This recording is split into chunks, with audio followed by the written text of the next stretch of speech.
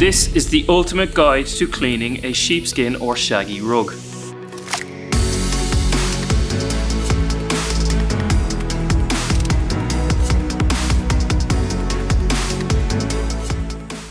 Laid out in front of me, I have a beautiful sheepskin rug, which is actually a number of sheepskins stitched together to make a larger piece.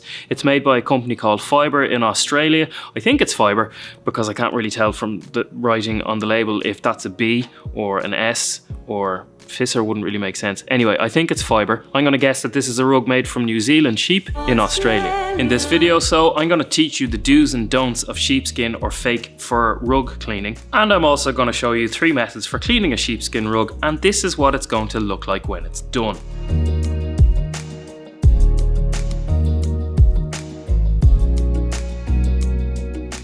My name is Carl, I'm a materials and cleaning expert from Ireland, and if you want to learn how to clean your stuff at home like a pro, saving money in the process, go ahead and hit that subscribe button so you don't miss out. Now, the basics of cleaning a sheepskin rug are actually quite simple. Get your dry soil out, introduce moisture as a solvent, i.e. water with a cleaning product in it, and then either suck or wipe that out of the sheepskin and groom it when it's dry. The 3 methods I'm going to teach you today are how a professional cleans a sheepskin rug, how you can clean a sheepskin rug with a shop vac yourself at home, and how, if you do not have a shop vac, also known as a wet and dry vacuum cleaner, how you can clean the rug with simply a cleaning solution and a towel.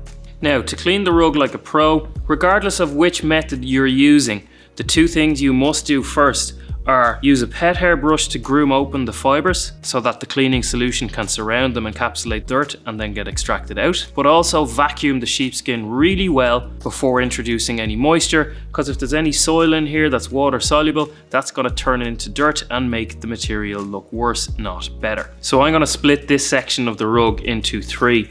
This section I'm going to use the professional method on, this middle section I'm going to use the shop vac on, and this section I'm going to use the towel off method. To clean your rug like a pro, you're going to need a wet extractor, obviously the vacuum cleaner, a couple of hand brushes, a spray bottle with whatever cleaning product or cleaning agent you're using, and a pet grooming brush. Right, so this is how I clean a sheepskin in our rug spa here in Dublin. I'm going to liberally apply my pre-spray in the section that we are doing the professional grade clean on, just like so.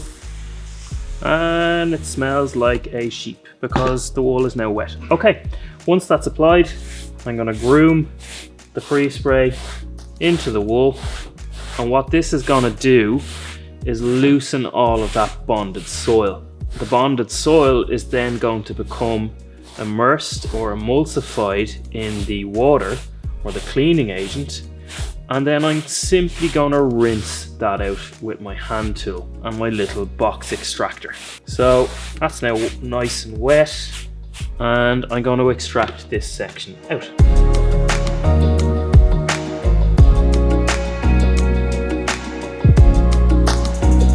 For the next section, you're going to need a little wet and dry vacuum cleaner, or any sized wet and vacuum cleaner. You're also going to need some dish soap, and maybe if you've got oily residues, some rubbing alcohol. The stuff I have here is a chewing gum remover, but it's rubbing alcohol based. You're obviously going to need the same brushes and the spray bottle, and we're pretty much going to do the same thing. We're going to apply the dish soap and rubbing alcohol mix, which by the way is about 1% dish soap and 5% rubbing alcohol. So in a litre of water, that is 10 milliliters or 2 teaspoons of dish soap and about 50 mils of rubbing alcohol. It doesn't really matter if it's 70% or 99% strength. You just need that little bit of solvent kick, which you're gonna get from the rubbing alcohol. Now, again, I've liberally sprayed the cleaning solution into the rug. Same process then. You'll notice I'm being quite gentle with the brushing. I don't really want to agitate or burst the fibres. The spray solution I'm using is also quite hot. It's about 60 degrees or so. It's going to get really into those fibres and release that soil. I'm then going to grab my narrow nozzle from my shop vac and vacuum out the slurry.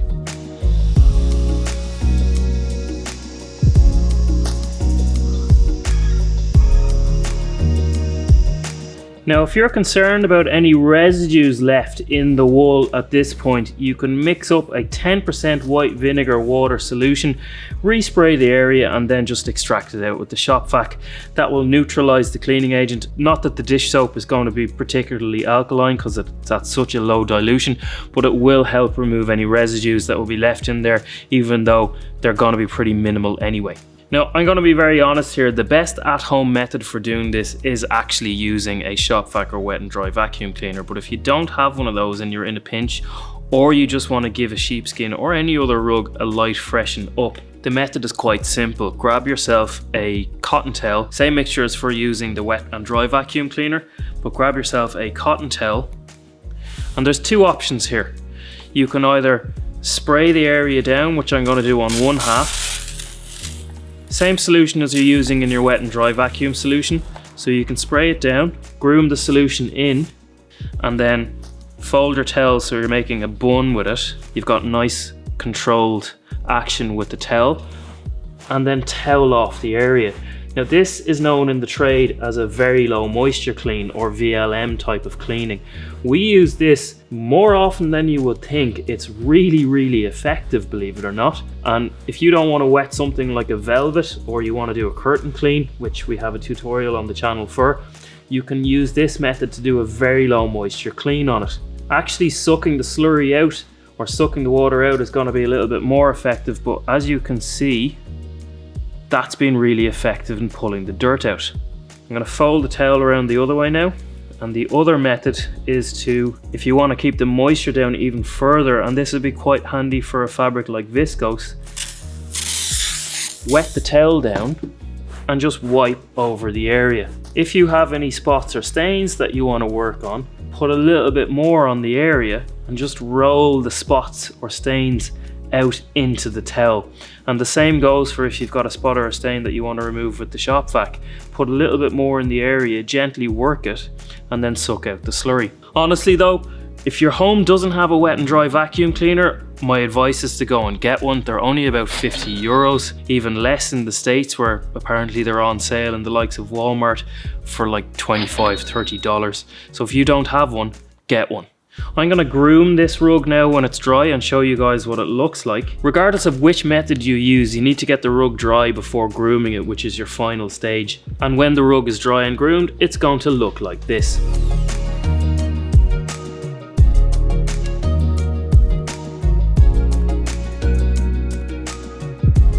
This video popping up on the screen is how we cleaned the dirtiest rug we've ever had into our rug spa here in Dublin. Carl here from Cleaning How To. Thanks for watching.